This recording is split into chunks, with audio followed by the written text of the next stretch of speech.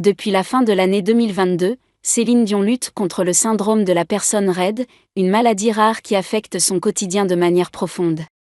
Ce trouble neurologique auto-immun se caractérise par une raideur musculaire progressive et des spasmes sévères, engendrant des douleurs intenses et des limitations handicapantes. Dans une vidéo partagée sur Instagram en décembre 2022, la célèbre chanteuse a confié les impacts de ces spasmes sur sa vie, soulignant les difficultés qu'elle rencontre pour marcher et même pour chanter comme elle le voudrait en raison de l'atteinte de ses cordes vocales.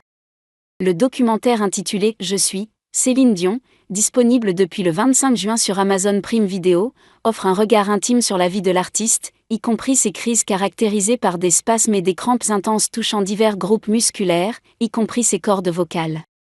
Malgré sa participation remarquée à la cérémonie d'ouverture des Jeux Olympiques de Paris en 2024, Céline Dion a dû annuler sa tournée prévue en 2023 pour se concentrer sur son traitement et sa convalescence.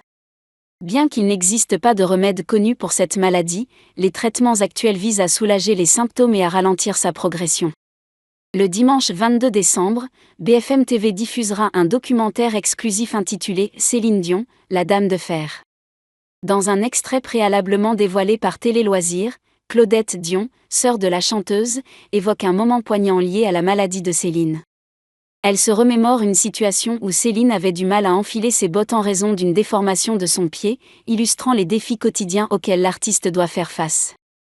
Bien que la maladie de Céline n'ait pas été diagnostiquée à l'époque, les symptômes se sont aggravés au fil du temps, menant à une prise de conscience de l'impact de la maladie sur sa vie. Malgré ces épreuves, Céline Dion, qui envisage un retour sur scène et à l'écran dans les années à venir, a appris à cohabiter avec cette condition médicale.